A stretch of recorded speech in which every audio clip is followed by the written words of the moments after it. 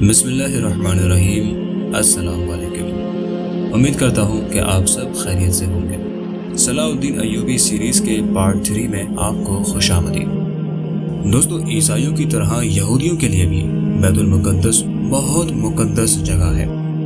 یہودیوں کے عقیدے کے مطابق یہاں حضرت سلیمان علیہ السلام نے ایک بہت بڑی عبادت گاہ بنائی تھی کہ جس کو وہ ہیکل سلیمانی یعنی کہ ٹیمپل آف سولومون کہتے ہیں۔ اب اس جگہ پر مسجد اقصی موجود ہے۔ یہودیوں کی ہمیشہ سے یہ خواہش رہی ہے کہ مسجد اقصی کو شہید کر کے ہیکل سلیمانی کو دوبارہ تعمیر کیا جائے اور اسرائیل کے نام سے یہاں یہودیوں کی ایک ریاست قائم کی جائے کہ جو ان کے عقیدے کے مطابق ماضی میں بھی ہوا کرتی تھی۔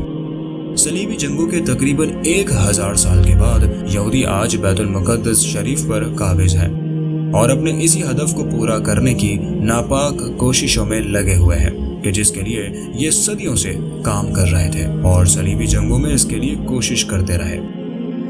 عیسائی دنیا میں یہودیوں کو ہمیشہ بری طرح ذلیل اور رسوا کیا جاتا تھا۔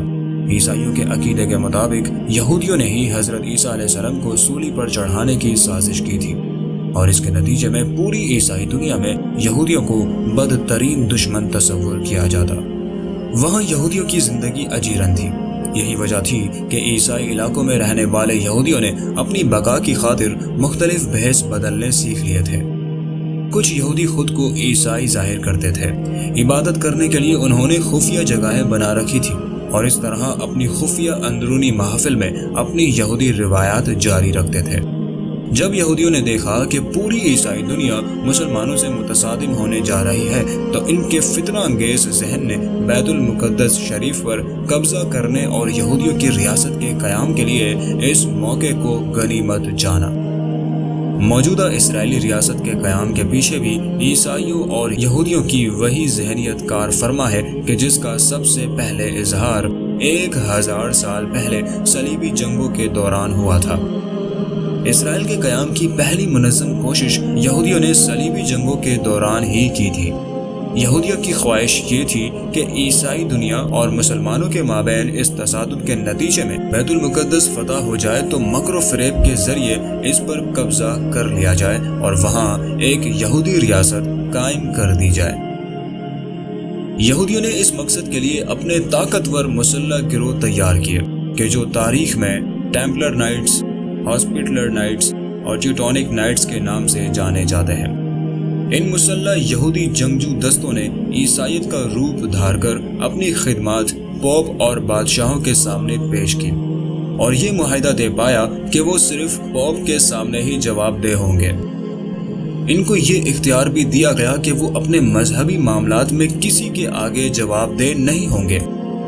اس طرح ان یہودی نائٹس کو یہ اختیار مل گیا کہ اپنے مذہبی عقائد کو خفیہ رکھتے ہوئے عیسائی دنیا کے ساتھ مل کر مسلمانوں کے خلاف جنگ کریں اور بیت المقدس شریف کو مسلمانوں کے قبضے سے آزاد کروا کر ایک یہودی ریاست کے قیام کی راہ ہموار کریں۔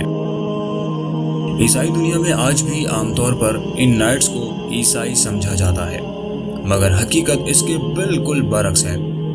ٹیمپلر نائٹس، ہاسپٹلر نائٹس اور ٹیوٹونک نائٹس کی خفیہ تحریکوں نے ہی جدید دور کی فری میسن اور ایلومیناٹی جیسی بے رحم صہیونی تنظیموں کو جنم دیا ہے کہ جو آج بھی خفیہ تحریکوں یعنی کہ سیکریٹ سوسائٹیز کے نام سے جانی جاتی ہیں۔ بین الاقوامی تنظیم ریڈ کروس بھی ہاسپٹلر نائٹس کی جدید شکل ہے اور اس کا تعلق بھی فری میسنز کے فرقے سے ہے۔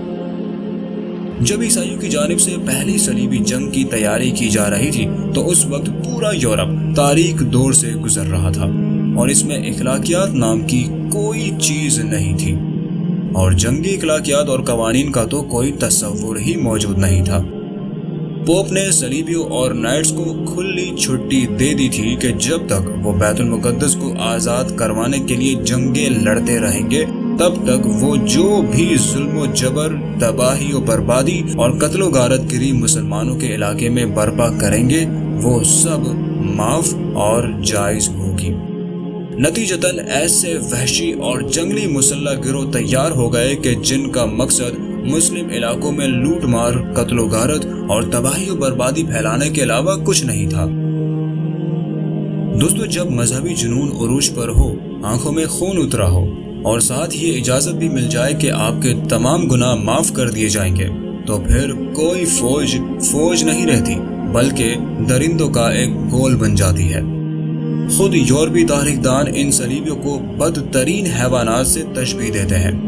دوستو ان یہودی اور عیسائی مسلح گروہ نے مسلمانوں کے علاقوں میں داخل ہونے سے پہلے ہی خود عیسائی دنیا میں وہ تباہی مچائی کہ بازنطینی حکمران کہ جنہوں نے ان کو آنے کی دعوت دی تھی وہ خود بھی ان کی سفاکانہ کارروائیوں سے پریشان ہو گئے، کیونکہ اب عیسائی دنیا میں بھی کسی کی جان، مال، عزت و آبرو محفوظ نہیں رہی تھی۔